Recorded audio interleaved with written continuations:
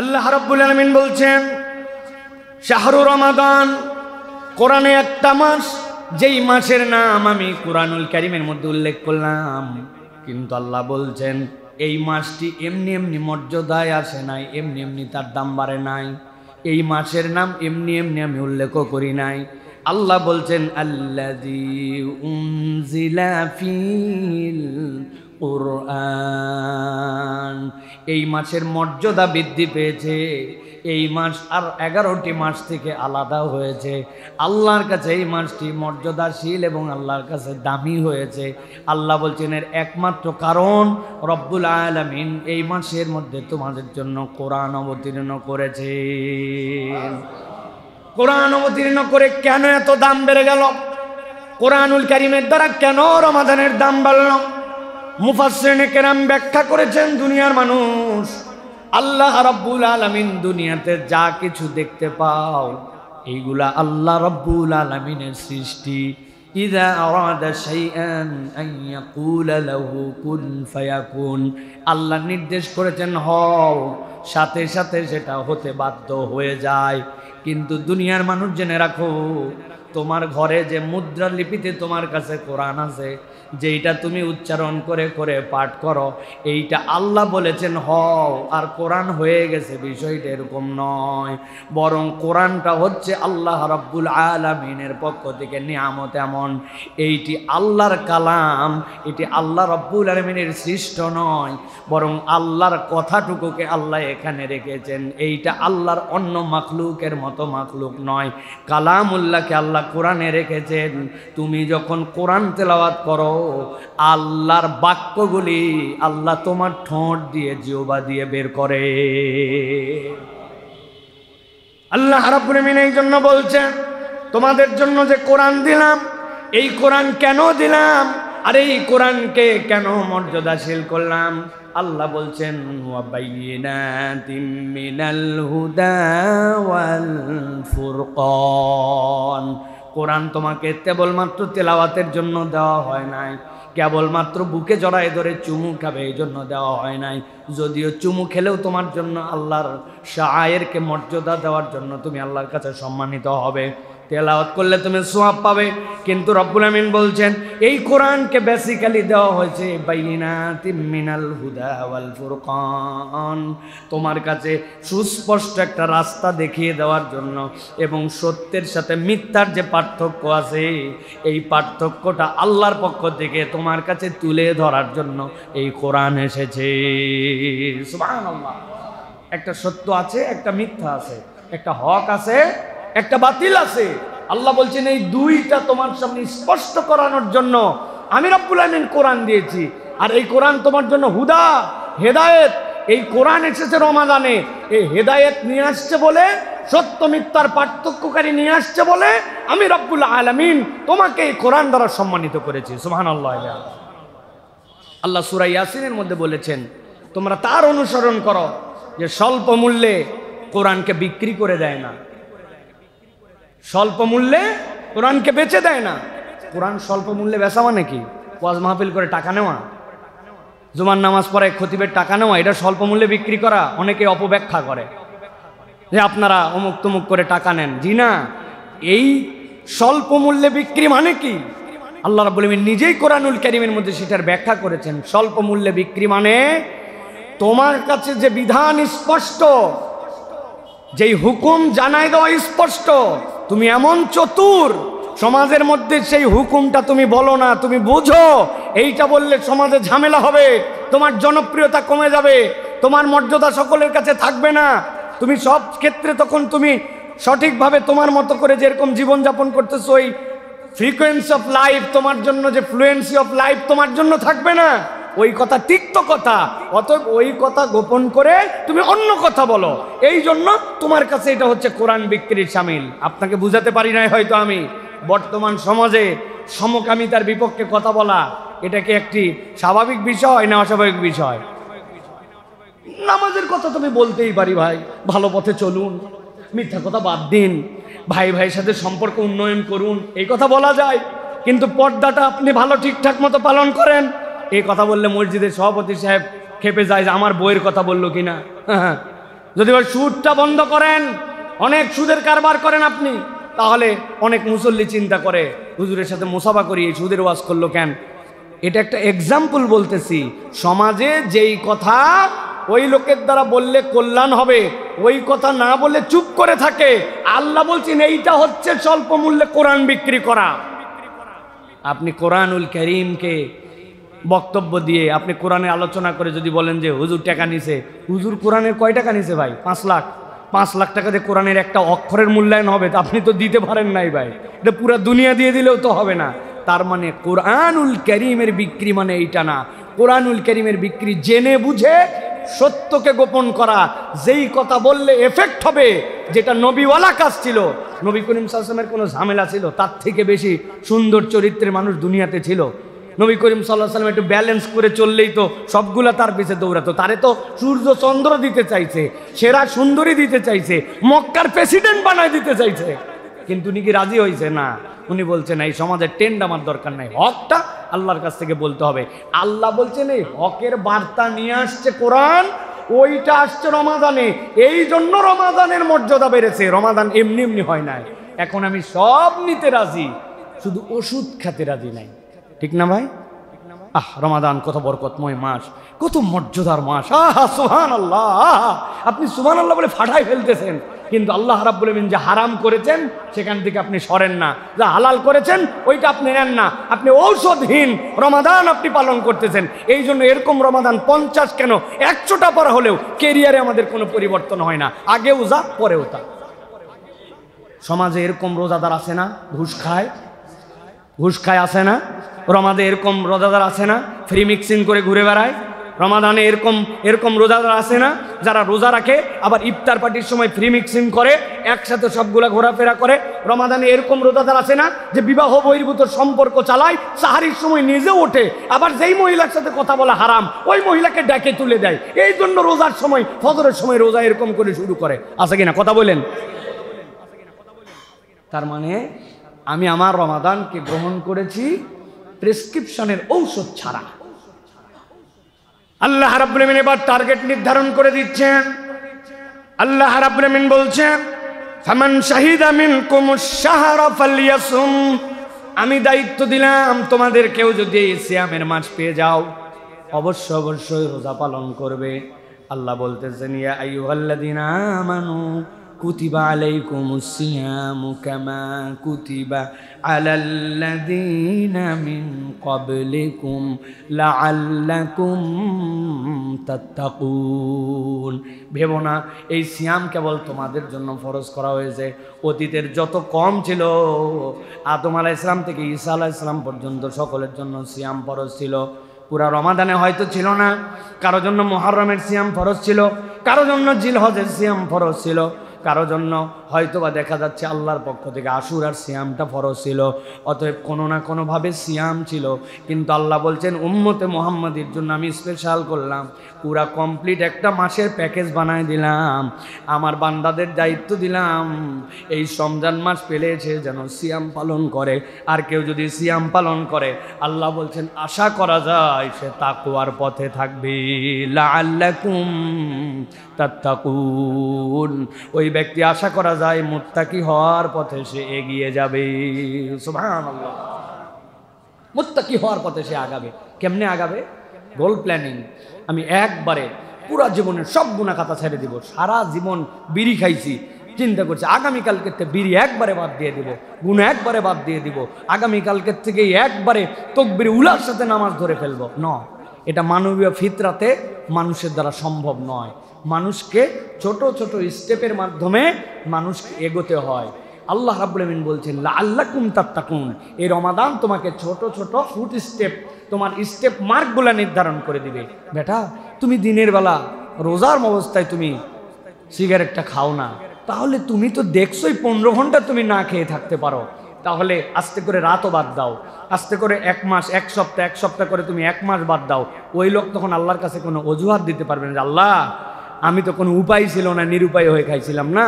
রব্বুল আলামিন তাকে একটা প্ল্যানিং দিয়েছেন, এই প্ল্যানিংয়ে সে বাস্তবায়িত হয়ে আস্তে করে গুনার পথ থেকে ভালোর পথে আসছে। ওই লোক নামাজ আগে কন্টিনিউ করতো না, কিন্তু রমাদানে আল্লাহ বলছেন তুমি 5 ওয়াক্ত সালাত আদায় করতে শুরু করো।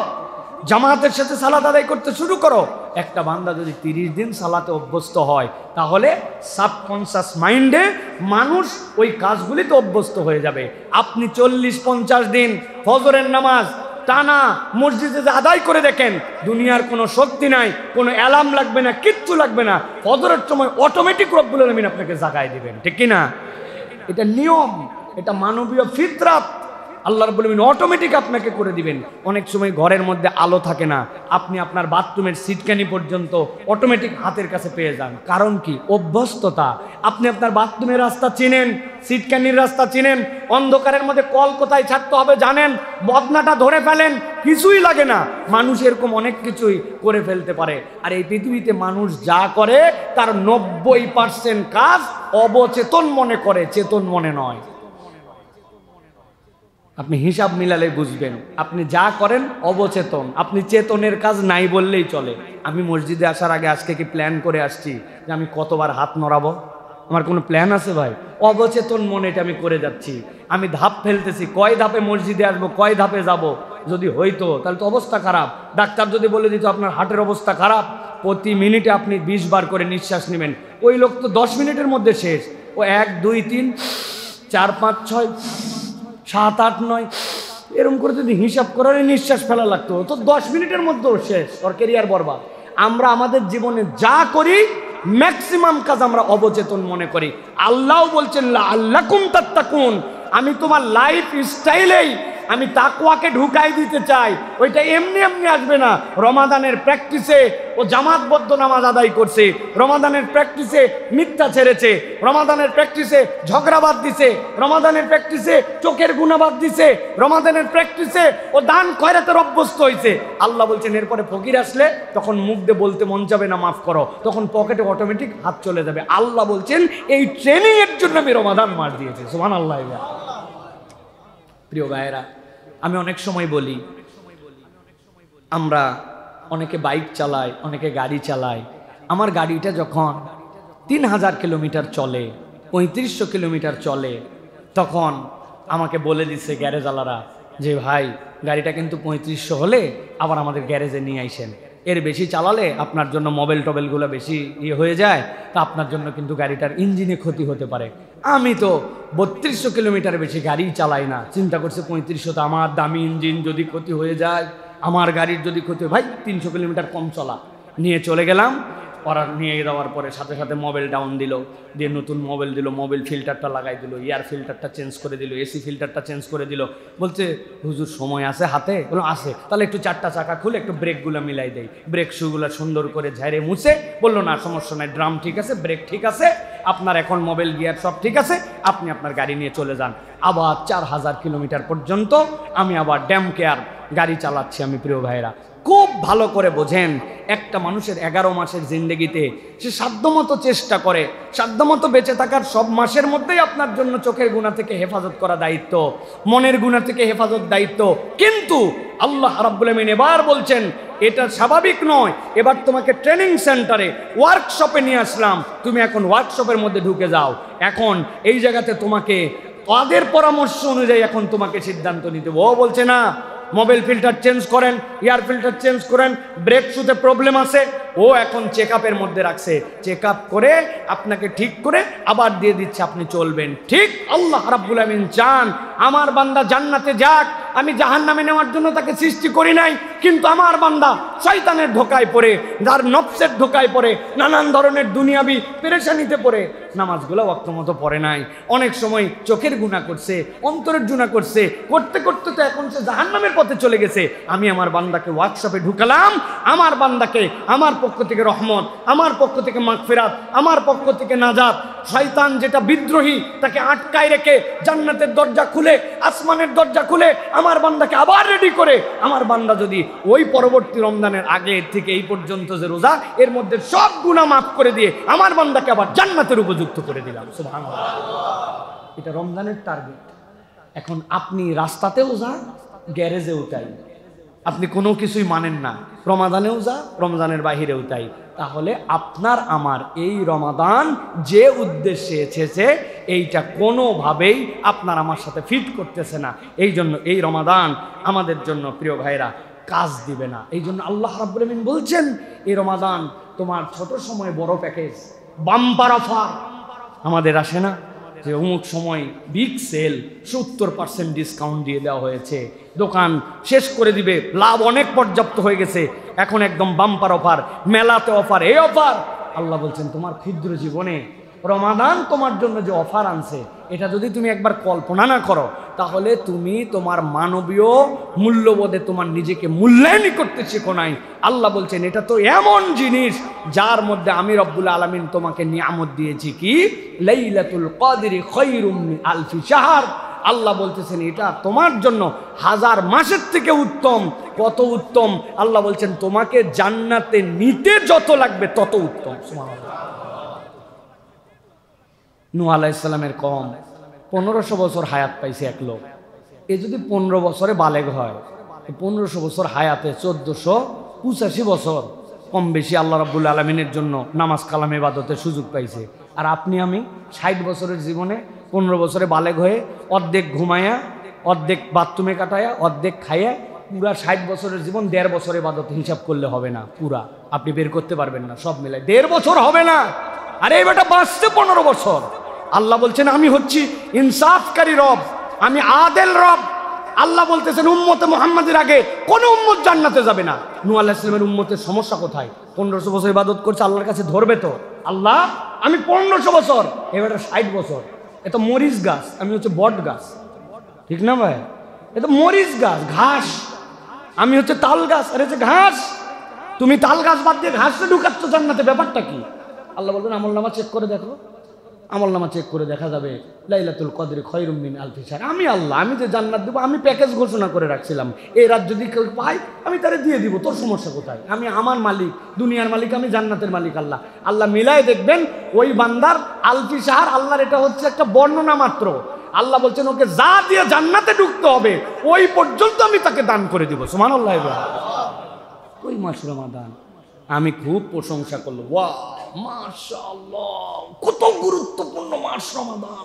রমাদানের মতো মাসই হয় না। এই মাসে কোরআন এসেছে, এই মাসে আল্লাহ রাব্বুল আমিন দয়া করে। এগুলো ওয়াজ করে ওষুধ খাই নাই, বুঝছেন তো না? ওষুধ খাই নাই, কাজ হবে তো না? রমাদানের গুণকীর্তন করে কাজ হবে তো? ওষুধ কি? ওষুধগুলো আপনাকে গ্রহণ করতে হবে প্রিয় ভাইরা। রাসূলুল্লাহ সাল্লাল্লাহু আলাইহি ওয়াসাল্লামের 3টা হাদিস আপনাদের কাছে বলবো। নবী করিম সাল্লাল্লাহু আলাইহি ওয়াসাল্লাম বলছেন আতাকুম রমাদানুন শাহরুন মুবারাক ফারাদাল্লাহু আযজা ওয়া জাল্লা আলাইকুম সিয়ামাহু তুফতাহু ফীহি আবওয়াবুস সামা। আল্লাহ নবী বলতেছেন এই রমাদান, যে এই রমাদানের ভিতরে আসমানের দরজা আল্লাহ খুলে দেন। সুবহানাল্লাহ। বিজ্ঞান প্রমাণ করতে পারুক না পারুক, আমরা আল্লাহর কথা, আল্লাহ রসুলের এই কথা বিশ্বাস করি যে আসমানের দরজা আছে। কেমন জানি না, আমি তো অত দূর পর্যন্ত যেতেই পারি নাই। দুনিয়ার যত আবিষ্কার এগুলো তো প্রথম আসমানের নিচে। আর আমার নবী সাল্লাল্লাহু আলাইহি ওয়াসাল্লাম 7 আসমান ভেদ করে গিয়েছেন। যাওয়ার পরে জিজ্ঞাসা করা হয়েছে তুমি কে? বলে জিব্রাইল। তোমার সাথে কে? বলে মুহাম্মদুর রাসূলুল্লাহ। বলে তাকে কি অনুমতি দেওয়া হয়েছে আসমানের উপরে আসার জন্য? বলে হ্যাঁ, আল্লাহ তাকে ডেকেছেন, দরজা খুলে গেছে। এক এক দরজা ভেদ করে 7 আসমান পার করে গিয়েছেন। অতএব আমরা বিশ্বাস করি, তুমি বিশ্বাস করো বা না করো, তুমি বুঝতে পারো বা না পারো, আল্লাহ আসমানের দরজা খুলে দেন। সুবহানাল্লাহ। রমজানে আসমানের দরজা খোলা হয়। নবী করিম সাল্লাল্লাহু আলাইহি ওয়াসাল্লাম জোহরের এই যে ঠিক এই মুহূর্তটা জাওয়াল, এই জাওয়ালের আগ মুহূর্তে যেই সময় থেকে সূর্য হালতে শুরু করবে, ওই হালার আগে, নিষিদ্ধ সময়ের আগে নবী করিম সাল্লাল্লাহু আলাইহি ওয়াসাল্লাম তড়িঘড়ি করে এসেও 2, 4, 5, 6, 8 রাকাত সালাত আদায় করতেন। সাহাবীরা জিজ্ঞাসা করছে লিমা সাল্লাইতা ইয়া রাসূলুল্লাহ, আপনি একটু পরে তো জোহর, কিন্তু এই সময় আপনি একদম জাওয়ালের আগ মুহূর্তে আপনি কেন সালাত আদায় করেন? বলে শোনো, আল্লাহ আমাকে দেখিয়েছেন এই সময় আল্লাহ আসমানের দরজা খোলেন। অতএব আসমানের দরজা খোলার সময় আমি বান্দা সালাত আদায় করতেছি, আল্লাহ যেন এইটা আল্লাহর কাছে উপস্থাপিত হয়, আল্লাহর কাছে আমি রহমত চাই, এই জন্য এই সময় সালাত আদায় করি। ওটা হয় দিনে। আর আল্লাহ রাব্বুল আমিন বলছেন রমাদানে পুরা সময় নবী জানায় রাখেন আমার বান্দার জন্য আমি আসমানের দরজা খুলে রাখি। আল্লাহ বলতেছেন তুগলাকু ফীহি আবওয়াবুল জাহিম, জাহান্নামের দরজাকে বন্ধ করে দেওয়া হয়। ওয়া তুগাল্লু ফীহি মারদাতুশ শায়াতিন, শয়তানকে জিনজিরাবদ্ধ করা হয়, বিদ্রোহী শয়তান তাকে আটকানো হয়। ফীহি লাইলাতুন খায়রুম মিন আলফি শাহর, মান হুরিমা খায়রাহা ফাকাদ হুরিমা। নবী বলছেন এর মধ্যে এমন একটা রাত আছে 1000 মাসের থেকে উত্তম, যে বঞ্চিত হলো সে চির হতভাগা। নাউযুবিল্লাহ। তাহলে এই যে আসমানের দুয়ার খোলা, এইটার জন্য আমার প্রস্তুতি কি? আমি মনে করছি রমাদান মানে খালি বোধহয় রোজা রাখা, না। রমাদান আসমানের দরজা খুলছে। আপনি চিন্তা করেছেন যে রমাদানে আমার জন্য আসমানের দরজা খুলেছে, তো এই আসমানের দরজা খুললে আসলে কি হয়, আমি এখানে কি করতে পারি, এটা আমার জন্য এক্সট্রা কি বেনিফিট নিয়ে আছে, আমি আমার আল্লাহর পক্ষ থেকে কি কি আদায় করে নিতে পারি, আমার গাড়ির কি কি সমস্যা আছে, আমি সেইগুলাকে ওয়ার্কশপে জানাচ্ছি কিনা, চিন্তা তো নাই। অপর ভাইয়ের জন্য আমরা বলি না। আহা, আপনার এলাকায় যদি কোনো একটা বাচ্চাকে জানেন যে কিডন্যাপ করে নিয়ে চলে গেছে, কিডন্যাপে গেছে, যাওয়ার পরে 5-7 জনকে কিডন্যাপ করে ধরে রেখেছে। এখন যারা কিডন্যাপ করেছে, কথার কথা, তারা অনেক ক্লান্ত হয়ে একসময় ঘুমায় গেছে, আর যাদেরকে ধরে নিয়ে গেছিল সবগুলাকে ইঞ্জেকশন দিয়ে অজ্ঞান করে রাখছে। এর মধ্যে একজন জেগে উঠছে, উঠে দেখতেছে কিরে এটা তো আমার জায়গা নয়। হুঁশ যখন ফিরছে তখন মনে হয়েছে হ্যাঁ, আমাকে তো নাকের মধ্যে ওই যে ক্লোরোফর্ম দিয়ে আমাকে ধরে নিয়ে চলে আসছিল, আমি তো জেগে উঠছি। পাশে তাকায় দেখে ছোট ছোট বাচ্চা কাচ্চা সবগুলো অজ্ঞান হয়ে পড়ে আছে। দূরে তাকায় দেখে যেই বেটা অজ্ঞান করছে ওই বেটাও তো গভীর ঘুমে কেলায় পড়ে আছে। এখন ওর দায়িত্ব কি? নিজে তো পালাবেই সুযোগ পাইলে, সাথে ওর দায়িত্ব হচ্ছে পাশে তার ভাইকেও ধরে নিয়ে আসছিল।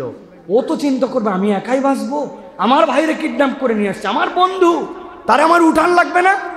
পরে বলছে এই ওট ওট চল, ওই যে যারা কিডন্যাপ করে নিয়ে আসছে ওরা সবগুলা আটকায় গেছে, এখন সবগুলা ঘুমায় গেছে, আমাদের পালান লাগবে। ওই লোক উঠতেছে না, ওই বলছে রাগ তো কেবল একটু ঘুম ধরছে। ওই বলবে যে ঘুম ধরা মানে পাগল, ঘুমানোর বহুত সময় পাবি।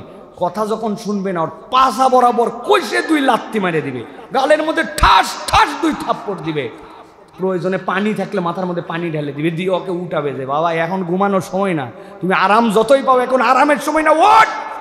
জাহান্নাম থেকে আল্লাহ রাব্বুল আলামিন শয়তানকে আটকায় দিলেন, জান্নাতের দরজা খুলে দিলেন, আল্লাহর রহমত দিয়ে দিলেন। আপনি আমি চিন্তা করলাম নিজে বাঁচলে বাপের নাম, আমি আমারটুকুই করি, তো না। আল্লাহ আপনার বোধের জায়গা যদি জাগ্রত করেন তাহলে আপনার আরেক ভাইকে জাগ্রত করতে হবে, আরেক ভাইকে নসিহত করতে হবে, আপনার পরিবারের মধ্যে এটার বার্তা ছড়াই দিতে হবে। না বউ, অনেকদিন তুমি বেপর্দা চলেছো, তুমি আর বেপর্দা আমার বাড়ির থেকে ঘুরতে পারো না। আমি তোমাকে জাগানোর জন্য বলতেছি, আল্লাহর বিধান এটা। এই ছেলে, তুমি আমার বাড়িতে থাকো বাবা, তুমি নামাজ অনেক মিস করেছো, আর না। কথা শুনতে নাও পারে, তখন কি করবেন আপনি? আপনি তো জাহান্নাম থেকে বাঁচানোর জন্য মাঝে মাঝে হাঁকানো লাগতে পারে, মাঝে মাঝে পানি ঢালা লাগতে পারে, মাঝে মাঝে পাছায় লাথি মারা লাগতে পারে না ভাই? এটা আপনাদের রূপক অর্থে বুঝিয়েছি। কিন্তু প্রিয় ভাইয়েরা, আমাদের সমাজ যদি আমরা সামগ্রিক পরিবর্তন করতে চাই তাহলে আমাদের সকলের এই রমাদানকে সম্মান করে এই প্রচেষ্টাটা নিতে হবে প্রিয় ভাই। এটা হচ্ছে রমাদানের মৌলিক উদ্দেশ্য। আমরা রমাদানের মৌলিক উদ্দেশ্যের জায়গা কিন্তু আমরা পরিবর্তন করে ফেলেছি প্রিয় ভাইয়েরা। আল্লাহ নবী সাল্লাল্লাহু আলাইহি ওয়াসাল্লাম বলছেন, ইযা জা রমাদান ফুতিহাত আবওয়াবুল জান্নাহ ওয়া গুল্লিকাত আবওয়াবুন নার ওয়া সুফিদাতিশ শায়াতিন। জান্নাতের দরজা খুলে যায়, জাহান্নামের দরজা বন্ধ হয়, আর শয়তানকে জিনজির আবদ্ধ করা হয়। জিজ্ঞাসা হচ্ছে জান্নাতের দরজা কেমনে খুলে, জাহান্নামের দরজা কেমনে বন্ধ হয়? মুহাদ্দিসিনে কেরাম ব্যাখ্যা করছেন, আল্লাহ দয়া করে জান্নাতের কাজগুলা মানুষের জন্য সহজ করে দেন। সুবহানাল্লাহ। আল্লাহ দয়া করে গুনার কাজগুলা বান্দার মনের মধ্যে ওই সময় কঠিন বানায় দেন। ওই বান্দা হিসাব করে এটাই হচ্ছে জান্নাতের দুয়ার খুলে যাওয়া। যেই মানুষ বেনামাজি, ও চাঁদ উঠলে চিন্তা করে অন্ততপক্ষে রমাদানে যদি আমি নামাজটা না পড়ি। তৈরি হয় না এই ফিলিংস ভাই? এই অবস্থা আমাদের মধ্যে তৈরি হয় না? একটা পরিবর্তন অটোমেটিক তৈরি হয় আমাদের মধ্যে। আল্লাহ বলতেছেন এটা তোমার জন্য একটা পজিটিভ, আল্লাহর পক্ষ থেকে তোমার পক্ষ থেকে সুযোগ দেওয়া হয়। কিন্তু আমরা এমন হতভাগা, আমরা এমন দুর্ভাগা যে আমরা এইগুলার মূল্যায়ন করি না। আগে রমাদানে তাও একটু উৎসাহ উদ্দীপনা ছিল, এখন উৎসাহ উদ্দীপনাও আমাদের মধ্যে থেকে হারায় যাচ্ছে, ঠিক না ভাই? রমাদান আসতেছে, রমাদান গ্রহণ করতে হবে। আমি যদি জিজ্ঞাসা করি হিজরি সাল কত এবার ভাই বলেন তো, বলেন না কততম রমজান রাখতেছেন? 2025-এর রমাদান না? হ্যাঁ, আমাদের কি অবস্থা চিন্তা করেন। আপনার সন্তানকে যদি জিজ্ঞাসা করেন রমাদানের আগের মাস কি বাপ, পরের মাস কি, বলে রমাদানের আগের মাস জানুয়ারি, ফেব্রুয়ারি, আর রমাদানের পরের মাস এপ্রিল না মার্চ। এইটা কি রমাদানের আগের পরের মাস? না, রমাদানের এই যে আমাদের মধ্যে থেকে ধর্মীয় চেতনাগুলা নামতে নামতে নামতে আমরা যে কোথায় যে ঠেকায় গেছি প্রিয় ভাইরা। এই জন্য অন্তত পরিবারে একটু উৎসাহ দেন, বাচ্চা কাচ্চাকে একটু জাগরুক করেন। আমি তো আমার বাচ্চাদের জন্য সব সময় বলি, ওদের প্রস্তুতি শুরু হয়ে গেছে রমাদানের, তারা সুন্দর করে প্ল্যাকার্ড লিখছে। আমার বাড়ির মধ্যে সাধ্যের মধ্যে যতটুকু ওই চাঁদ ওই তারা ওইটা ঝুলানো, তাদের মধ্যে একটা উৎসাহ দেওয়া রমাদানের জন্য। প্রথম রোজা, তারপরে কোন রোজা, তারপরে রমাদানে কি করবে, ছোটোবেলার থেকে এই উৎসাহগুলি দেওয়া, এই উদ্দীপনাগুলি দেওয়া। অনেক সময় মনে হবে এটা লোক দেখানো, লোক দেখানো, কিন্তু এটা লোক দেখানো নয়। আপনি একটা বড় কিছুর প্রাপ্তিতে আপনি আপনার ছোট জেনারেশনকে রেডি করতেছেন, তাদেরকে মেন্টালি এটার জন্য বিল্ড আপ করতেছেন। এটা আল্লাহ চান, এটা হচ্ছে রমাদানের একটা সম্মান প্রিয় ভাইয়েরা। আরেকটা হাদিসের কথা আমরা শুনি প্রিয় ভাইয়েরা, চলেন যে হাদিস দ্বারা আমরা বোঝার চেষ্টা করব যে সিয়ামের আসল কাজ কি আর তাকওয়ার আসল জায়গাটা কোথায়, তাকওয়ার আসল জায়গা কোথায় আর সিয়ামের আসল কাজ কি প্রিয় ভাইয়েরা। ভালো করে একটা জিনিস হৃদয় থেকে অনুভব করার জন্য চেষ্টা করেন। কি সেইটি? দুনিয়ায় যত আমল আপনি করেন, ভালো করে কথাটা শোনেন, দুনিয়ায় যত আমল আপনি করেন সব আমল মানুষ দেখতে পারে, কারেকশন দিতে পারে। একজন সালাদ আদায় করতেছে, আপনি দেখছেন সালাদ আদায় করছে, ওই লোকটা এক সপ্তাহ মসজিদে আসে নাই, আপনি বুঝছেন ওই লোকটা আসে নাই, তাহলে নামাজ পড়া নামাজ না পড়া দেখা যায়। জাকাত, এই লোকের যে সম্পদ আছে হিসাবে জাকাত দেওয়ার কথা, কেউ না কেউ কারেকশন, আপনার ম্যানেজার হলেও বের করে ফেলতে পারবে উনি ঠিকঠাক মতো হয়তো জাকাত দেয় নাই। হজ আপনি করেছেন কি করেন নাই এটা তো সকলের সামনেই দেখা যায়। তার মানে দুনিয়াতে যতগুলি এবাদত, এই এবাদতগুলি দেখা যায়, এই এবাদতগুলির একটা বাহ্যিক রূপ আছে, একমাত্র এবাদত যেটা সিয়াম, যেটা বাহির থেকে আপনি আসেন কি না আসেন কেউ এটা দেখতেও পারে না, বলতেও পারে না। একজন বেরাজদার যদি আপনার এখানে এসে বলে আমি রোজা আছি, আপনি কি দিয়ে প্রমাণ করবেন যে রোজা নাই? আপনার তো কোনো প্রমাণ করার সুযোগ নাই। বাথরুমের ভিতরে যাই খাইছে, হোটেলে খাইছে, পরিবার জানে না, বাহিরে যায় খেয়ে নিছে, অথবা কোনোভাবে তার মধ্যে রোজা ত্যাগ করে ফেলছে, আপনি বলতে পারবেন না। তার মানে সিয়াম একমাত্র ইবাদত যেটা আপনার ব্যক্তির সাথে সম্পর্কিত আর আল্লাহর সাথে সম্পর্কিত। এই জন্য আল্লাহ রাব্বুল আলামিন বলেছেন as-sawmu li wa ana ajzi bih, সিয়াম হচ্ছে কেবল আমার জন্য। দুনিয়ার সব ইবাদতের হিসাব করে আল্লাহ রাব্বুল আলামিন সওয়াব দিবেন, কিন্তু আল্লাহ সিয়ামের কি দিবেন আল্লাহ বলছেন সেটা বললাম না। আল্লাহ বলে রাখছেন সিয়াম আমার জন্য আর সায়েমের জন্য আমি আল্লাহই হচ্ছে রিওয়ার্ড। সুবহানাল্লাহ। আল্লাহ স্বয়ং ওই বান্দার জন্য, রোজাদারের জন্য আল্লাহর পক্ষ থেকে রিওয়ার্ড। আল্লাহ রাসূল সাল্লাল্লাহু আলাইহি ওয়াসাল্লাম বলছেন কুল্লু আমাল ইবনে আদম লাহু ইল্লা সিয়াম, প্রত্যেক আদমের, বনি আদমের ইবাদত তার জন্য, শুধুমাত্র সিয়াম ছাড়া। ফা ইন্নাহু লি ওয়া আনা আজজি বিহি, নিশ্চয় জেনে রাখো সিয়াম আমার জন্য, কেবল বান্দা কেবল আমার কাছেই ওটা উপস্থাপন করতে পারে আর আমি আল্লাহ তাকে এই সিয়ামের জন্য রিওয়ার্ড দান করব। ওয়াসিয়ামু জান্নাহ। এরপরে নবীজি বলছেন জেনে রাখো তোমাদের জন্য সিয়াম হচ্ছে ঢাল স্বরূপ। ঢাল স্বরূপ তোমাকে কেউ তীর মারতেছে, তোমার কাছে যদি ঢাল না থাকে তোমার বুকে লেগে যেতে পারে, কপালে লেগে যেতে পারে। নবীজি বলছেন সিয়াম ইমানদারদের জন্য ঢাল স্বরূপ। এখন কিসের থেকে সিয়াম আমাকে হেফাজত করে? কিসের জন্য আমার জন্য ঢাল? কোন ক্ষেত্রে সে আমাকে প্রতিরক্ষা করে? আল্লাহ রাসূল সাল্লাল্লাহু আলাইহি ওয়াসাল্লাম বলছেন ওয়াইদা কানা ইয়াউমু সাওমি আহাদিকুম ফালা ইয়ারফুস ওয়ালা ইয়াসখাব। নবীজি বলছেন জেনে রাখো যদি তোমাদের মধ্যে থেকে কেউ সিয়াম পালন করে, আমি আল্লাহর পক্ষ থেকে জেনে বললাম দুইটা জিনিস থেকে যেন সে নিজেকে মুক্ত রাখে। একটা কি, সে যেন গুনাহ খাতা না করে, আর দুই নম্বর হচ্ছে সে যেন তার নিজেকে সামলায় নিয়ে চলে। গুনাহ খাতা মুক্ত সিয়াম তার লাগবে। আপনাকে এই সিয়াম আপনার গুনাহ খাতা মুক্ত হওয়ার ট্রেনিং আপনার জন্য উপস্থাপন করে। মুসলমান একজন, তাকে যদি বলেন তুই চুরি কর, মুসলমান নামাজি, সে চুরি করতে পারবে না। নামাজ বাদ দে, নামাজ বাদ দেবে কিভাবে? যাকাত দিস না, শয়তান উস্কাই দিছে, চিন্তা করবে আল্লাহ তোমার সম্পদ না দেই কেমনে। কিন্তু যেই মুসলমান নামাজ পড়ে, যেই মুসলমান হজ করে, যেই মুসলমান দুনিয়ার ভালো কাজ করে দেখবেন ওই মুসলমানও এমন কতগুলা গুনাহ করে যেটাকে সে গুনাহই মনে করে না, মুখ দিয়ে এমন কথা ভরভরায় বলে যে এই কথাকে গুনার কথা, এটা তার টেনশনের মধ্যে নয়, চিন্তার মধ্যেও নাই। 10 বন্ধু মিলে বসছে, হেন কোনো কথা নাই তার মধ্যে বের হয় না, এমন কোনো গালি নাই তার মধ্যে আসে না, এমন কোনো ধরনের বাজে কথা নাই যেগুলো তার মধ্যে আটকায়। ওইগুলো বলে আবার সালাত আদায় করতে চলে আসে, ওইগুলা বলে আবার জাকাত দিয়ে দেয়, ওইগুলা বলে হজের সফর করে চলে আসে, কিন্তু তার আচরণও চেঞ্জ হয় না, তার মুখও চেঞ্জ হয় না। এই জন্য নামাজি হাজি এই মানুষগুলারও মুখের যে অপরাধ, মুখের যে গুনাহ, এইটা সে মুক্ত হতে পারে না। নবী করিম সাল্লাল্লাহু আলাইহি ওয়াসাল্লাম বলছেন, ফা ইন সাব্বাহু আহাদুন আও কাতালাহু ফালইয়াকুল ইন্নী ইমরুউম সাইম। তাকে যদি কেউ এসে গালি দেয় অথবা তার সাথে কেউ যদি মারামারি করতে আছে, ঝগড়াঝাটি করতে আছে, সে যেন বলে দেয় আজকে আমি রোজা অবস্থায় আছি, আমি তোমার সাথে মুখ দিয়ে কথা বলে গালাগালি করতে পারবো না, ঝগড়াঝাটি করতে পারবো না, মারামারি করতে পারবো না, আমি সায়েম। আল্লাহ নবী বলছেন একমাত্র সিয়াম তোমার জন্য এই জুন্নাহ, তোমার জন্য এটা ঢাল। কোনো ইমানদার যদি এই প্র্যাকটিস করে তাহলে তার জীবনের অন্য গুনাহ ছাড়া আর কোনো ব্যাপারই না। সুবহানাল্লাহ। নবীজি বলছেন যদি তুমি কিছু বলতে চাও তাহলে তুমি ভালোটি বলো, আর যদি না বলতে পারো তাহলে চুপ করে থেকো। পৃথিবীতে একটা ইবাদত, ব্যতিক্রম ইবাদত, আর কোনো ইবাদত এরকম নাই।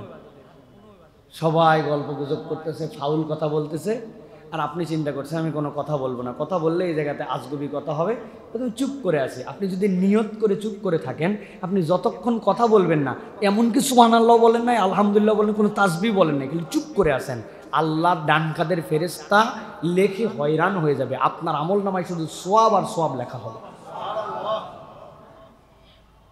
আর আমাদের অবস্থা কি?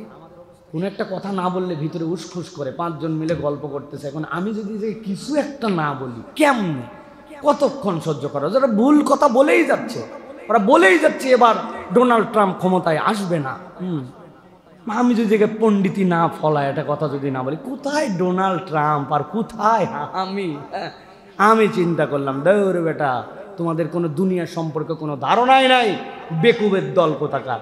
আমার স্টাডি বলতেছে উরি উনার স্টাডি, এই যে শুরু হয়ে গেল মিনিংলেস, না আমার দুনিয়ার জন্য কল্যাণ, না আমার কোনো অর্থনৈতিক কল্যাণ। ভাই হ্যাঁ, এই কথা বলে যদি আমি $10 পাইতাম তাহলে কিন্তু আমি বলতাম আপনি বলেন ভাই 10টা রেমিটেন্স আমাদের দেশে আসুক, আপনি উমুকের দালালি করে তুমুকের কথা বলে $10 আসে। এই কথা বলার পরে আপনাকে যাওয়ার সময় যারা যারা চায়ের দোকানে ছিল তারা বললে বাপ রে, আপনি এত সুন্দর আমাদেরকে জ্ঞান দিয়ে গেলেন, ধরেন মুসাফা করে আপনি 100 টাকা রাখেন, এত সুন্দর কথা বলেন, জিন্দগিতে দিছে কেউ? তো আপনি হুদামিশা এই পেশাল পারেন কি জন্য? আপনি হুদামিশা, নবীজি এটার থেকেই বাঁচতে বলছেন। ওটা নামাজি বেশি করে, রোজাদার করে, হজকারী করে। নবী করিম সাল্লাল্লাহু আলাইহি ওয়াসাল্লাম বলছেন কথা বললে ভালোটা বলো, কল্যাণকর কথা, আর না বলে চুপ করে থাকো। তুমি যদি নিয়ত করে চুপ করে থাকো, আল্লাহ তোমার আমল নামায় সওয়াব দান করবেন। সুবহানাল্লাহ। এটা মনে রাখেন প্রিয় ভাইরা। লোকজন বলবে ভাব হয়ে গেছে, সুপি হয়ে গেছে, একবারে কোনো কথাই কয় না, আগে ভকর ভকর করে বাঁচতো না, এখন বিরাট বুজুর্গ আছে। বলুক ভাই, তার কথা ওই বলুক, তার আমল নামা সে নিয়ে চলুক, আমার আমল নামা আমারে নিয়ে যাওয়া লাগবে কি ভাই, ঠিক না? এই জন্য নবী করিম সাল্লাল্লাহু আলাইহি ওয়াসাল্লাম বলছেন সিয়াম তোমাকে এটা শিখায়। ওয়াল্লাযী নাফসু মুহাম্মাদিন বিয়াদিহি লাখুলুফু ফামিস সাইমি আতয়াবু ইনদাল্লাহি মিন রিহিল মিসকিল লিস-সাইম। আল্লাহ নবী বলছেন আল্লাহর কাছে আমি কসম করে বলতেছি, মুহাম্মাদের প্রাণ যার হাতে, কোন রোজাদার যদি বিশুদ্ধভাবে রোজা রাখে আর তার মুখের মধ্যে ওই পেটের ক্ষুধার কারণে এক ধরনের স্মেল আসে, ওটা দুর্গন্ধ না, ভুল বুঝেন না। আপনার দাঁতের মধ্যে গোস্ত আটকায় আছে, দাঁত মেসওয়াক করেন না, 5 ওয়াক্ত নামাজের আগে আপনার মেসওয়াকের সাথে সম্পর্ক নাই, ব্রাশ করেন না, খাওয়ার শেষে ব্রাশ করেন না, ওইটা আপনার মুখের দুর্গন্ধ। ওই দুর্গন্ধ আপনি বুঝতে পারেন না, কিন্তু ওই দুর্গন্ধ আছে। কিন্তু নবীজি বলছেন এটা ভিন্ন, সে মুখ পরিষ্কার রাখছে, মেসওয়াক করছে, ক্লিন, কিন্তু তার স্টোমাকটা যে ফাঁকা, ওইখান থেকে এক ধরনের স্মেল আসে খালি পেটের, যদিও ওইটা সুখকর নয়, কিন্তু আল্লাহ ওই রোজাদারের স্মেলকে এত পছন্দ করেন, নবী বলছেন মুহাম্মদ সাল্লাল্লাহু আলাইহি ওয়াসাল্লামের প্রাণ যেই সত্তার হাতে, আমি তার কসম করে বলতেছি মিশকে আম্বরের সুগন্ধির থেকে আল্লাহর কাছে রোজাদারের এই গন্ধ পছন্দ। সুবহানাল্লাহ। কারণ কি? কারণ সে কারো জন্য সিয়াম রাখে না। সে চাইলে চুরি করে পানি খাইতে পারত, চুরি করে খাইতে পারত, সে চাইলে চোখের গুনাহ করতে পারত, হাতের গুনাহ করতে পারত, কান দিয়ে বাজে কিছু শুনতে পারত, মন দিয়ে বাজে চিন্তা করতে পারত, সব বাদ দিছে। আর পেটের থেকে স্মেলটা আসতেছে, আল্লাহর কাছে ওইটা এত পছন্দনীয়। নবী করিম সাল্লাল্লাহু আলাইহি সাল্লাম বলছেন, লিস-সাইমি ফারহাতান, একজন রোজাদারের জন্য দুইটা আনন্দের সময়। একটা ইয়াফরাহুমা ইযা ইফতারা, নবী করিম সাল্লাল্লাহু আলাইহি সাল্লাম বলছেন ইফতারা, যখন কোনো রোজাদার ইফতার করে, আল্লাহ রাসূল সাল্লাল্লাহু আলাইহি সাল্লাম বলছেন ওই ব্যক্তির আনন্দের দুইটার একটা হচ্ছে যেই সময়ে সে ইফতার করে ওই ইফতারের মুহূর্তটুকু তার বিশাল আনন্দের। সুবহানাল্লাহ। এই আনন্দের অনেকগুলা ব্যাখ্যা আছে। ইয়াফরাহুমা ইযা ইফতারা, ওই ব্যক্তির ওই যে আল্লাহর পক্ষ থেকে যে সময়টুকু পেল, সে ওই সময়টুকুতে তার সারাদিন সিয়াম ছিল, তার সামনে খাদ্য আছে, এখন সে খাবার গ্রহণ করবে, আল্লাহর জন্য এখন সে করতেছে না, যে অপেক্ষা করছে, ওইটা একটা তার জন্য ব্লেসিং আল্লাহর পক্ষ থেকে। আল্লাহ ওই সময় তার দোয়া কবুল করেন। আল্লাহ রাব্বুল আলামিন ওই সময় তার ইফতার করতেছে, ইজাফতারা, ইফতার করতেছে সে আল্লাহর জন্য, সে এখন রোজা ভাঙবে, ওটা তার জন্য একটা আনন্দ। আল্লাহ রাসূল বলছেন এটা তো আনন্দ, কিন্তু এই আনন্দের থেকে বড় আনন্দ হচ্ছে ওয়াইদা লাকিয়া রাব্বাহু ফারিহা বিসাওমিহি, আর দ্বিতীয় আনন্দ হচ্ছে যেদিন সে তার এই সিয়ামের জন্য আল্লাহকে দেখতে পাবে, ওই দিন তাকে আলাদা করা হবে যে এরা আল্লাহর জন্য সিয়াম পালন করেছিল, আল্লাহ তাদের জন্য ওই দিন আল্লাহর দিদার দিবেন, ওই দিন হবে তার মূল আনন্দ। সুবহানাল্লাহ। তাহলে একটা হচ্ছে ইজাফতারা, যখন সে ইফতার করে, আরেকটা হচ্ছে ইদা লাকিয়া রব্বা, যখন সে তার রবকে দেখবে। তার মানে রোজার মতো রোজা রাখা গেলে আল্লাহকে দেখা যাবে ইনশাআল্লাহ। আল্লাহ রাব্বুল আলামিন নিয়ামত আপনাকে আমাকে দিবেন প্রিয় ভাইরা। কিন্তু আবারও আমরা মূল কথায় আবার ফেরত আসি, সেটি হচ্ছে যে কোরআন ছাড়া আমাদের যদি সিয়াম হয়, তাহলে আমরা এইগুলো একটা নিয়ামতও আপনার জীবনে আমরা পাবো না। নবী করিম সাল্লাল্লাহু আলাইহি সাল্লাম বলেছেন, আস-সিয়াম ওয়াল কুরআন ইয়াশফাআনি লিল আবদ ইকরাউল কুরআন ফাইন্নাহু ইয়াতি ইয়াউমাল কিয়ামাতি শাফিআন লি আসহাবিহি। আল্লাহ নবী বলছেন রোজা, সিয়াম আর কোরআন কিয়ামতের দিনে বান্দার হয়ে আল্লাহর কাছে শাফাত করবে। সুবহানাল্লাহ। আল্লাহ তাকে অনুমতি দিবেন যে তুমি শাফাত করো, ওই বান্দার পক্ষ হয়ে আল্লাহর কাছে শাফাত করবে। নবী করিম সাল্লাল্লাহু আলাইহি সাল্লাম বলছেন ইকরাউল কুরআন ফাইন্নাহু ইয়াতি ইয়াউমাল কিয়ামাতি শাফিআন লি সাহিবিহি, তোমরা কোরআন বেশি বেশি তেলাওয়াত করো, আল্লাহ রাব্বুল আলামিন ওই কোরআনুল কারীমকে কিয়ামতের দিনে তোমার সুপারিশকারী বানাবেন। সুবহানাল্লাহ। অতএব প্রিয় ভাইয়েরা, আমরা কোরআনুল কারীমহীন যদি রমাদান চালাই, তাহলে এই সিয়ামের আমাদের কোনো মূল্য নাই। আমি বিরাট দায়িত্বশীল, এটা আমাদের একদম র্যান্ডম প্র্যাকটিস। এখন ব্যবসা, ব্যস্ততা, দুনিয়ার বুকে জানা, কত পণ্ডিতি ভাব, বাড়িওয়ালা, অনেক কিছু, কিন্তু দেখবেন কোরআনুল কারীম পড়ে না, কোরআন পড়তেও পারে না। আছে এরকম লোক ভাই আমাদের মহল্লায়? বলেন তো, আল্লাহর কাছে যে আপনি কি উত্তর দিবেন যদি রব্বুল আলামিন বলে তুমি সংসার বুঝলে, তুমি ব্যবসা বুঝলে, তুমি গার্মেন্টস বুঝলে, তুমি বায়ার বুঝলে, তুমি এক্সপোর্ট বুঝলে, তুমি তোমার মোষ কাটতে হবে, দাড়ি রাখতে হবে বুঝলে, তুমি খাবার বুঝলে, খাবারের স্বাদ বুঝলে, দুনিয়া ফাটায় ফেললে বুঝে তুমি, কিন্তু তোমার 50, 60, 70 বছরে তোমার কোরআন বোঝার সময় হলো না, তুমি কোরআনুল কারীম পড়তেও শিখলে না, তুমি দুনিয়ার সব করে ফেললে। আল্লাহর কাছে কি আমরা উপযুক্ত কোনো উত্তর দিতে পারবো ভাই? বলতে পারবো? আল্লাহ হাতে সময় ছিল না, অথচ 21 ঘন্টায় একজন মানুষ কোরআন শিখতে পারে। 21 দিন না, 21 দিন তো একটা বিরাট কথাবার্তা। আমরা মনে করি 21 দিন, কি 21 দিন? আপনি কিন্তু 21 দিনে 24 ঘন্টা লেগে থাকেন, প্রত্যেক দিনে 1 ঘন্টা সময় দেন। আমি তো বলি 21 ঘন্টায় একজন মানুষ কোরআনুল কারীম শিখে ফেলতে পারে। 3 দিন লাগে বর্ণমালা পরিচয়, 3 দিন লাগে যুক্ত অক্ষর পরিচয়, 3 দিন লাগে হরকত চেনার জন্য, জবর, জের, পেশ, তাসদিদ, এইটার জন্য, আর 3 দিন লাগে যুক্ত অক্ষর মিলিয়ে মিলিয়ে পড়ার জন্য। বাকি 5 দিন প্র্যাকটিস করলে কোরআন শরীফ আপনি পড়তে পারবেন। পৃথিবীতে এর থেকে কুইকলি কোনো ভাষা শেখার কারো যোগ্যতাও নাই, ক্ষমতাও নাই। এত সহজ, মাত্র 29টা অক্ষর কোনো মায়ের প্যাস নাই, কিচ্ছু নাই, আপনি শিখে ফেলতে পারবেন প্রিয় ভাইরা। অথচ আপনার 50, 60, 70 বছর বয়সে আপনি শুধু কঠিন কঠিন বলে ওই যে শয়তান আপনাকে টার্গেট দিয়ে রাখছে যে এইটা তো শিখে ফেললেই ওর পক্ষে সুপারিশ করবে, আল্লাহ লাগাই দিব, ওরে জাহান্নামে নিয়ে যাচ্ছে, ফেরেশতার কাছে ঝগড়া দিবে, আমি ওরে কোরআন পড়াইছি, আল্লাহর কালাম ওর জবান দিয়ে বের হয়েছে, ওর মাথার মধ্যে চেক করে দেখো, ওর মেমোরির মধ্যেও আল্লাহর পক্ষ থেকে দেওয়া কোরআন আছে, ও হাত দিয়ে কোরআন মজিদ ধরছিল, ও চোখ দিয়ে ধরছিল, ওই কোরআন কান দিয়ে শুনছিল, তাহলে কান দিয়ে কোরআন শুনছে, আমি কানকে জাহান্নামে নিতে দিব না। ওর অন্তরের মধ্যে কোরআন আছে, ওই মস্তিষ্ককে নিতে দিব না। ও চোখ দিয়ে দেখছে, ওই চোখকে আমি নিতে দিব না। ও কোরআনকে মহাব্বত করেছে, অন্তর দিয়ে ভালোবেসেছে, জিহ্বাতে পড়েছে, ওইগুলোকে নিতে দিব না। আল্লাহ পাওয়ার দিয়ে দিবেন আপনার পক্ষে কোরআন সুপারিশ করে জাহান্নাম থেকে আপনাকে বাঁচাবে। এখন শয়তান কি বসে আছে নাকি? শয়তান বসে আছে আপনার জন্য, বয়স হয়ে গেছে, মুরব্বী হয়েছিস, ও অল্প বয়সে ওগুলো শেখা সম্ভব, এখন সম্ভব না। এখন ভাই সা বলতে পারি না, জিম বলতে পারি না, মনে থাকে না, মনে থাকে না একবারে। ভাই আপনার কাছে একজন যে টাকা পাইতো শুনলাম, বলছে আর বলেন না ভাই, 19 বছর হলো।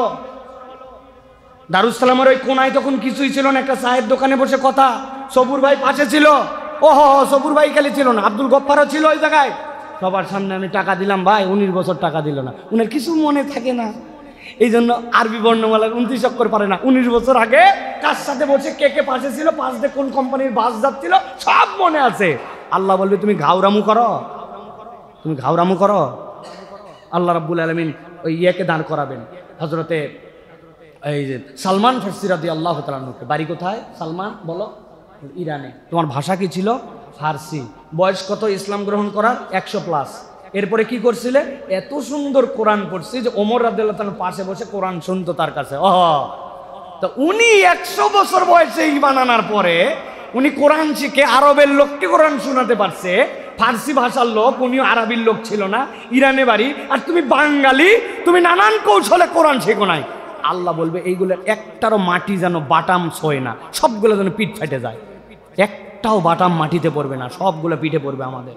যে সকল বুড়ারা এই সকল চালাকি করে দুষ্টামি করে আপনারা কোরআন শিখতেছেন না, আপনাদের জন্য এটা লাস্ট মেসেজ। বেশি কথা বললে আপনাদের সাথে বেয়াদবি হবে, কারণ আপনারা সোজাভাবে সোজা হবেন না। আমার যদি সুযোগ থাকতো এই মহল্লার সব বুড়াদেরকে বাধ্যতামূলক হাতের মধ্যে হাত করা লাগায় মসজিদে বাইন্ধে ফেলাতেন একবারে। এত পরিমাণ মুরব্বীরা হাজারা ঘোরে, আজারা ঘোরে ওই কোনার মধ্যে বিনা কারণে, ওই যে কোনার মধ্যে যে ইয়ার দোকানটা আছে, ওই যে জুতা পালিশ করে, অযথায় দাঁড়ায় আছে জুতা পালিশ দেখতেছে। আমি একজন বললাম, চাচা আমি তো অনেকক্ষণ দেখলাম আপনি জুতা পালিশ করতেছেন, দাঁড়ায় থাকলে কষ্ট, আমি একটা টুল এনে দেই, বসো। বলছে না না বাবা, আমার তো কোনো জুতা টুতা দেইনি। আমি বললাম, কার কাছে আমি টুল অফার করলাম রে বাবা?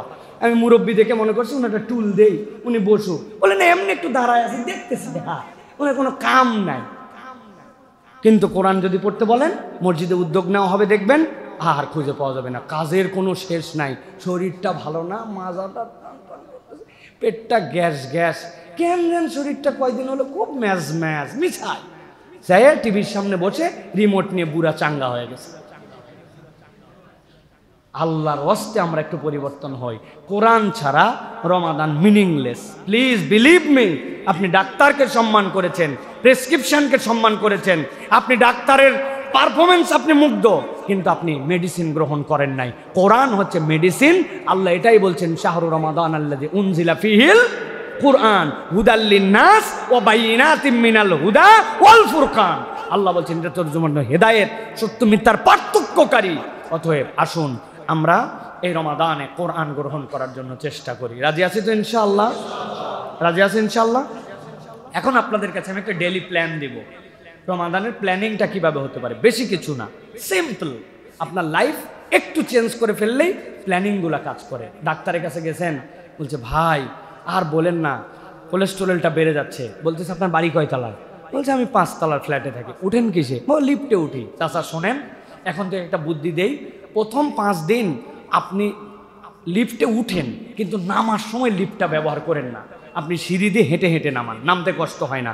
এরপরে 5 দিন পরের থেকে দিনে একবার, বেশিবার না, দিনে একবার হেঁটে হেঁটে উঠবেন। হ্যাঁ, প্রথম 5 দিন শুধু নামবেন আপনি হেঁটে হেঁটে, আর 5 দিন পরের থেকে দিনে একবার উঠবেন। বেশি উঠলে আপনার বুকের মধ্যে প্যালপিটেশন হতে পারে। এরপরের থেকে দিনে 2 বার করে উঠবেন।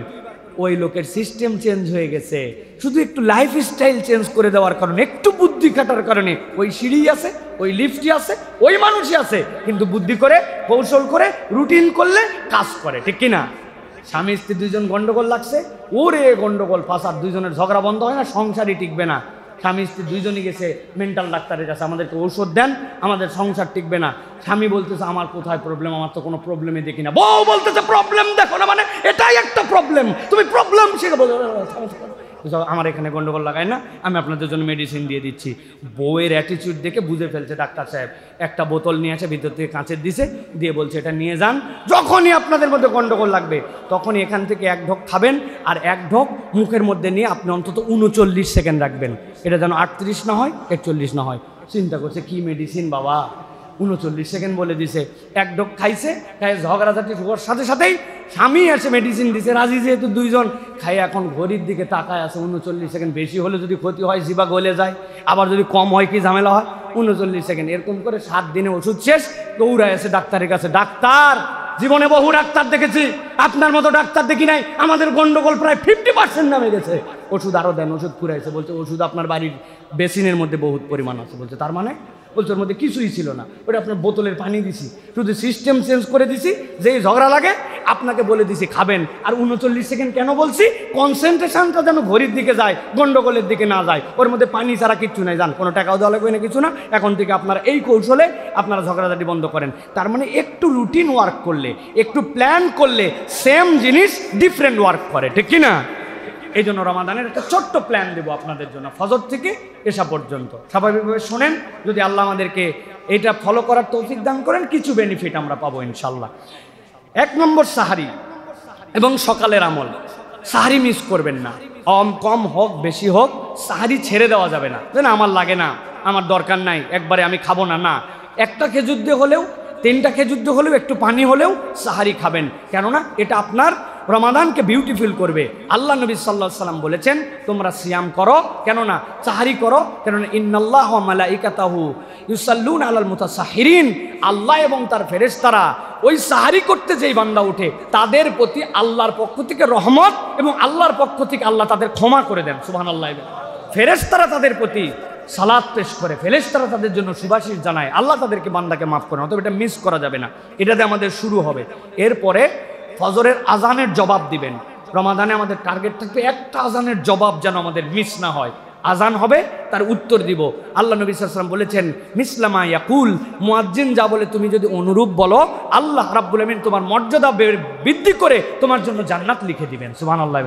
অতএব আজানের জবাব রমাদানে কোনোভাবে মিস হবে না। অনেক আজান হয় যে হুজুর, আপনি যে আজানটাকে কাছে পান এরকম যে কোনো একটা আজানের উত্তর দিলেই আপনার সওয়াব হয়ে যাবে ইনশাল্লাহ। 3 নম্বর, আজান এবং একামতের মধ্যে দোয়া করার জন্য চেষ্টা করতে হবে। একটু হলেও দোয়া করব, আল্লাহ রাব্বুল আমিন এই দোয়া কবুল করেন। আমি এটা প্ল্যানের মধ্যে করে ফেলবো। আজান হয়েছে, মসজিদে একামতের আগে, ভাই দোয়া মানে কেবল হাত তুলে তুলে দোয়া না, মসজিদের দিকে হেঁটে হেঁটে যাচ্ছি আর দোয়া করছি, আল্লাহ আমার বাচ্চাটাকে ভালো আলেম বানাও, আল্লাহ আমার ব্যবসাটা কেন জানি খারাপ যাচ্ছে, একটু বাড়ায় দাও, আল্লাহ এই রমাদানের মতো আমাকে আরো ভালো, আল্লাহ তামাম মুসলমান উম্মাকে তুমি দাঁড়ায় দাঁড়ায় চলতে চলতেও দোয়া হয়, কিন্তু একটু হলেও আজান আর একামতের মধ্যে দোয়া করব। এরপরে আমাদের জন্য শেষ সময় সাহারি খাওয়ার জন্য চেষ্টা করব।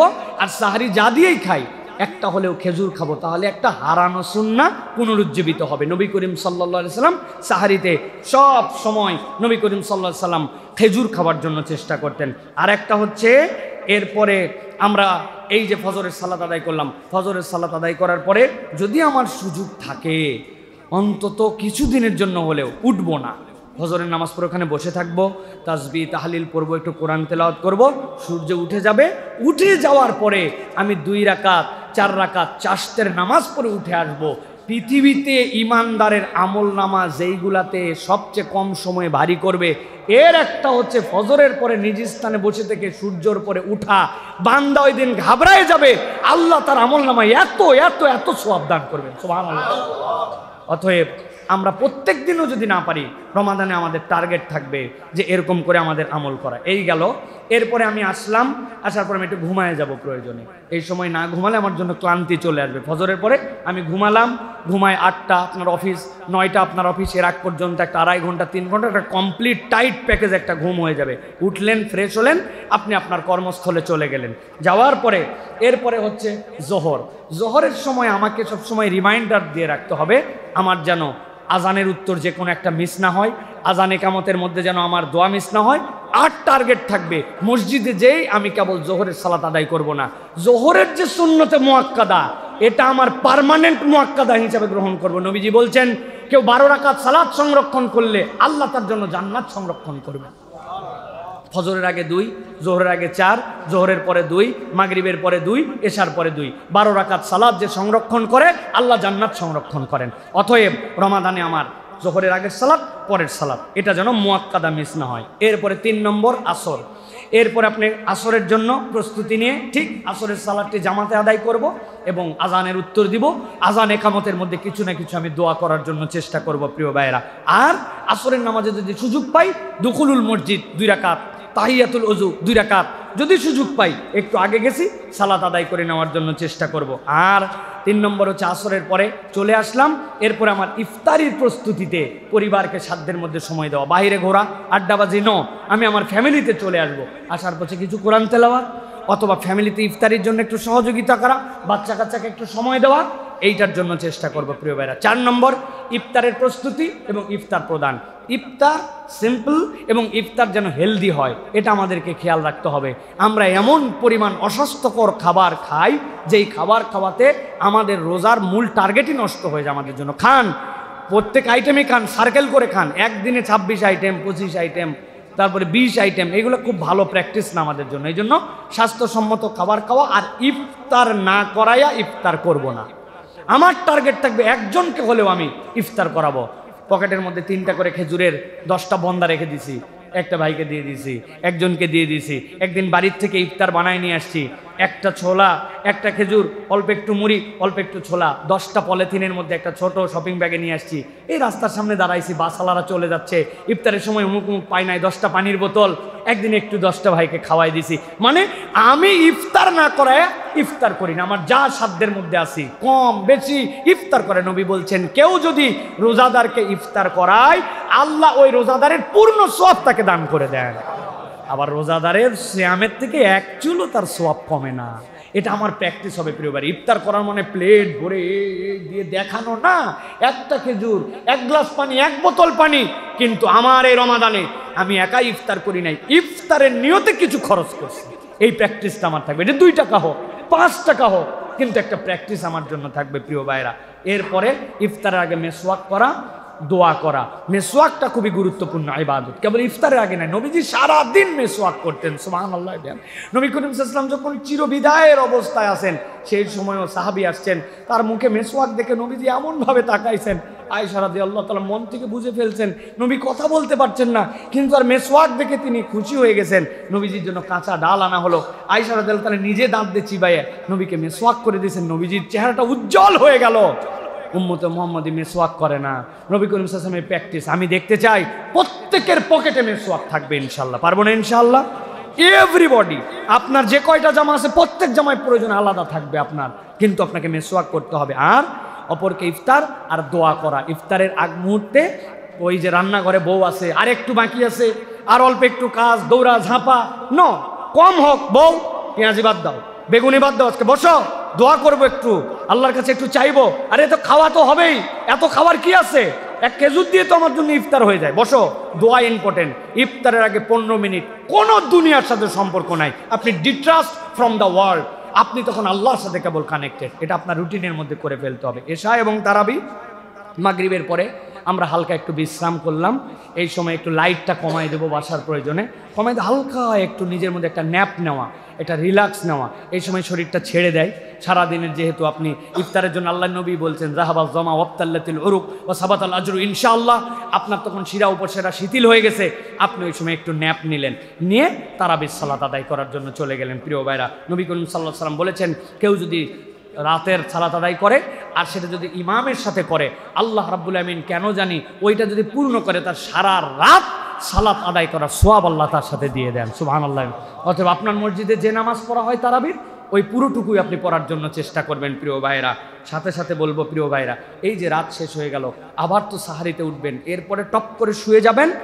আর কখনো যেন রমাদানে মিস না হয়। আমার সাহারি একটু কম খাওয়া হতে পারে, কিন্তু আমি আগে উঠবো একটু 10 মিনিটের জন্য, 2 রাকাত, 4 রাকাত, 6 রাকাত সালাত আমার কোনোভাবে যেন মিস না হয়। আপনি বাথরুম থেকে বের হয়ে ডাইরেক্ট যায় নামাজ, এটা হচ্ছে আপনার সম্পর্ক হবে। তারপরে সাহারির সময় তো আপনি জানেন মসজিদ থেকেও সংক্ষিপ্ত অ্যানাউন্স করা হয়, কিন্তু আপনার যেন সালাত মিস না হয়। আপনি বেশি না, আমি যেটা বললাম এটা মাথায় ঢুকায় 7 দিন যদি গুছায় একটু প্ল্যান করে আপনি জীবনযাপন করতে পারেন, আপনি একটা নতুন জীবন উপভোগ করবেন ইনশাআল্লাহ। আল্লাহ আপনার আমার জীবনে রমাদানের বারাকা দান করে দিবেন প্রিয় ভাইয়েরা। আল্লাহ রাসূল সাল্লাল্লাহু আলাইহি ওয়াসাল্লাম বলেছেন, মান সামা রমাদান ঈমানান ওয়া ইহতিসাবান গুফিরা লাহু মা তাকাদ্দামা মিন যামবি, মান কামা রমাদানান ঈমানান ওয়া ইহতিসাবান গুফিরা লাহু মা তাকাদ্দামা মিন যামবি, মান সামা লাইলাতুল কদরি ঈমানান ওয়া ইহতিসাবান গুফিরা লাহু মা তাকাদ্দামা মিন যামবি। যে রোজা রাখলো ঈমান ইহতিসাবের সাথে, যে নামাজ আদায় করলো রাত্রে ঈমান ইহতিসাবের সাথে, যে লাইলাতুল কদরের নামাজ আদায় করলো ঈমান ইহতিসাবের সাথে। ঈমান তো বুঝলাম, ইহতিসাব কি? ইহতিসাব হচ্ছে সওয়াবের আশায় বিশুদ্ধ নিয়তে, নিয়ত বিশুদ্ধ করে ওই বান্দা আল্লাহর প্রতি পূর্ণ ঈমান রেখে, ও আল্লাহকে ভয় করে পানি খায় না, আল্লাহকে ভয় করে ঘুষ খায়, তাই তো না? আল্লাহ পানি খাওয়া দেখে কিন্তু ঘুষ খাওয়া দেখে না, আল্লাহ আলঠালা দেখে না, তাই না? আল্লাহ রাব্বুল আমিন অপরের জন্য অকল্যাণ করছিস, আল্লাহ রাব্বুল আমিন দেখে না, সব দেখে আল্লাহ। ঈমান ইহতিসাবের সাথে এই কাজ করলে আল্লাহ নবী বলেছেন অতীতের সব গুণ আল্লাহ তার মাফ করে দেন। মা তাকাদ্দামা মিন যামবিহি, আপনার সগীরা গুনাহ সব অটোমেটিক আল্লাহ মাফ করে দেন। অতএব রমাদানকে আমরা প্ল্যান করে আমরা কাজে লাগানোর জন্য চেষ্টা করে, আল্লাহ যেন আমাদেরকে তৌফিক দান করেন।